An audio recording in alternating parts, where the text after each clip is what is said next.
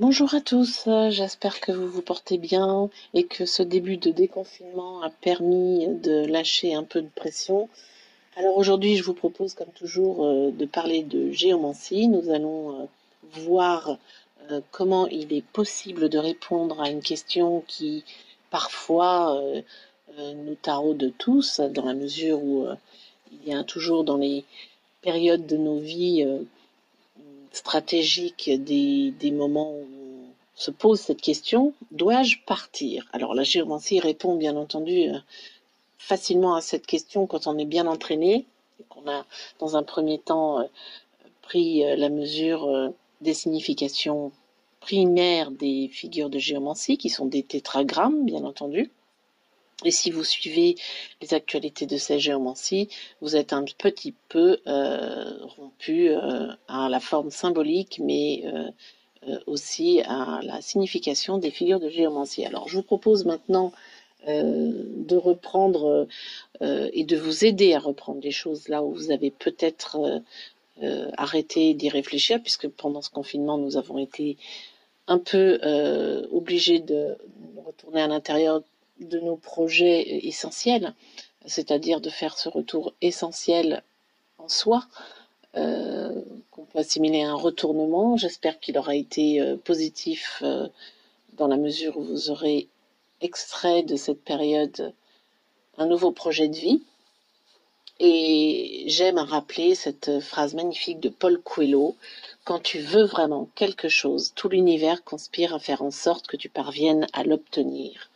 Et oui, alors cette phrase magnifique qui résume, bien entendu, la simplicité des choses, euh, est extraite du livre L'Alchimiste, et j'espère que vous avez lu ce livre. En tout cas, si vous ne l'avez pas lu, je vous invite chaleureusement à le lire. C'est un petit bijou de pensée et de philosophie sur le développement personnel. Alors, il nous invite effectivement à nous recentrer sur nos priorités, et sur l'essentiel. Et comme je vous le disais en début de ce podcast, en effet, il arrive parfois de nous retrouver au milieu du rond-point de la vie avec plusieurs choix possibles. Et c'est vrai que ce n'est pas toujours facile de décider ou de choisir. Donc aujourd'hui, je vous propose une interprétation d'un blason que j'ai réalisé en distanciel pour une personne qui se demandait justement s'il était préférable de changer de lieu de résidence secondaire, j'entends, puisque c'est une personne qui vit aux États-Unis et qui possède dans le pays natal de ses parents un appartement. Voilà, donc pour des raisons financières, bien entendu, et de concentration de ses activités, elle se pose cette question primordiale du vendre ou garder, partir ou rester. Alors, le blason est réalisé à distance.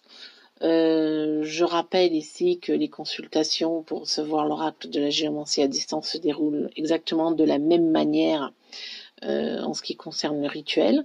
Bon, certes, je suis privée de la présence physique de mes consultants, mais l'idée, effectivement, de pouvoir réaliser des consultations à travers le monde, et en l'occurrence dans les pays francophones de préférence, est tout à fait passionnante. Donc, je salue au passage tous mes clients consultants de l'île de la Réunion, de Madagascar, des États-Unis, les francophones qui sont basés aux États-Unis, de mes amis québécois, canadiens et également de quelques amis qui se trouvent en Afrique. Alors, le blason est réalisé, comme je vous disais, dans les meilleures conditions possibles, toujours en respect des journées, puisque vous savez que chaque jour est en lien avec une planète et que cette planète doit, en analogie, se retrouver dans une des maisons angulaires du blason.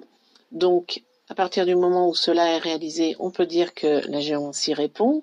La deuxième contrainte ou règle pour savoir si le blason parle, c'est de savoir s'il est relié entre les 12 maisons sensitives, c'est-à-dire les 12 maisons d'astrologie, dites d'astrologie mais géomantique, puisque en fait la géomancie reprend beaucoup d'aspects de l'astrologie, c'est pour ça qu'on parle d'astrologie horaire.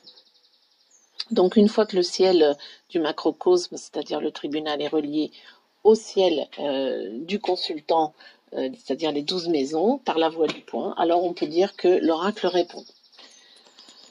Donc ici, la voie du point, vous pourrez aller voir le blason sur le site de Sagéomancie. La voie du point passe en effet non de la tête du juge, mais elle passe par la voie du cœur. Alors, la voie du point, et on aura l'occasion d'en discuter dans d'autres podcasts, mais il y a plusieurs façons de la considérer.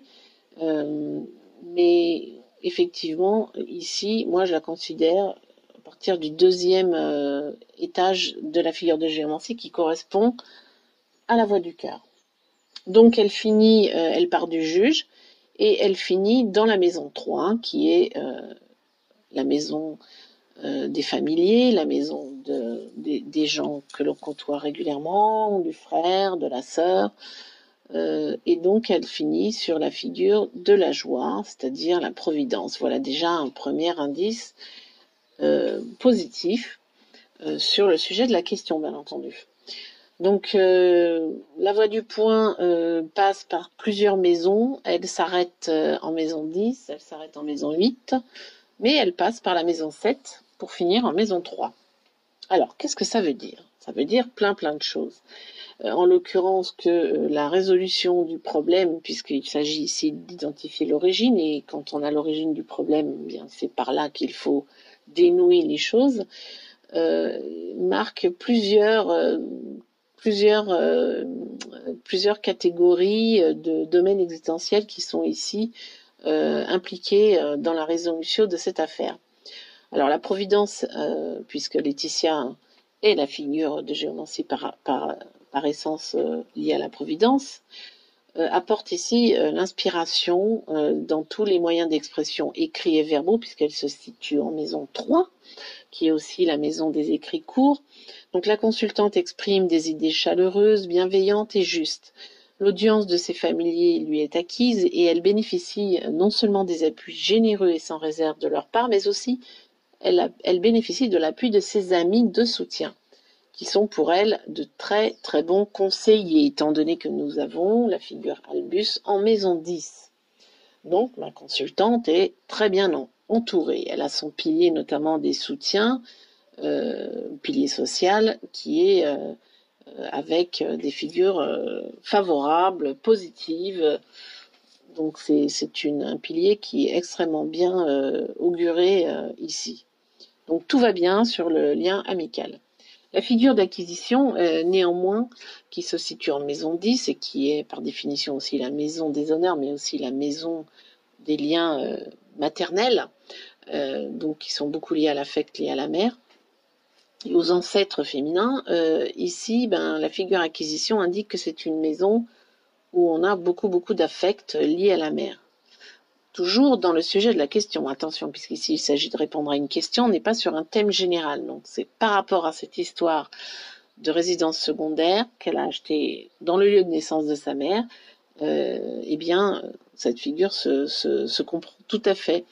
Donc, dans le sujet de la question, il y a effectivement un poids qui est assez important et marqué par cette figure de Jupiter. Hein.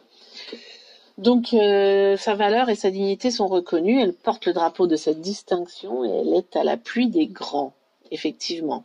Sa réussite est en partie liée à l'influence reçue bénéfique et bienveillante de sa mère. Mais cela, en l'occurrence, pèse aussi sur ses épaules. En tant qu'aîné de la fratrie aussi, il se peut que ses soucis et ses tracas de santé récents, liés à ce point du poids du passé, sont en corrélation avec toute cette charge financière liée à l'affect. Donc la maison de la question est en maison 8. Toujours important de déterminer la maison de la question pour justement affiner l'interprétation et voir si le sujet de la question est bien en lien avec avec la maison de la question.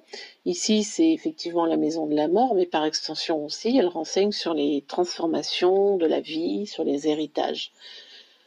C'est une maison 8, cette maison 8 géomantique qui est succédante, donc peu puissante. Il faut en tenir compte dans l'interprétation.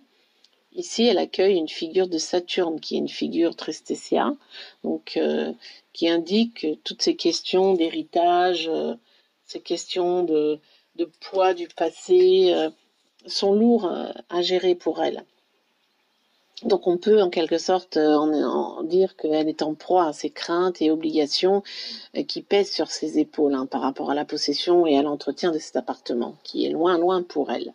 Donc il lui occasionne des dettes, des frais qui pourraient être à l'origine effectivement de cette difficulté financière passagère. L'enjeu pour elle est ici d'aborder cette tristesse et cette question de la renaissance, la maison 8. Donc, tourner une page du passé, en vendant cet appartement, ça pourrait aider et participer à en fait tourner la page du passé. Donc on peut en déduire ici que symboliquement cet appartement est pour elle un lien avec son passé et que le fait de le vendre pourrait la précipiter dans la coupure de ce lien avec le passé. Il est certain que l'appartement est très joli, bien décoré, le mobilier est confortable. Puella, fille, donc la figure de géomancie en maison 4, atteste de cela. Un vrai nid douillet, très féminin et joliment décoré. Son projet de vendre ou pas et de se questionner est à propos, donc elle fait bien de se poser cette question. Ceci est confirmé par la tête de dragon en maison 5. L'addition avec sa maison 2, qui est la maison des rentrées financières, donne une figure que du dragon qui est plutôt pas bonne pour les finances. En tout cas, ce serait peut-être pas la solution pour l'instant enfin, elle pourra pas en extraire des rentes. C'est ça que je voulais expliquer. Que nous dit l'oracle au final? Eh bien, Populus, qui nous vient de deux témoins identiques, qui sont des témoins de Mars, Puer, un garçon, conclut en fait que la conclusion à la question est sans grand relief. De plus, le passé ressemble au futur et le juge nous dit de ne pas prendre de décision à la hâte. Voilà, car cela ne changera rien. Donc, elle a encore. Donc, j'espère que vous avez apprécié ces quelques minutes passées ensemble à interpréter ce blason. Je vous souhaite une belle journée, une belle fin de semaine et puis je vous dis à bientôt.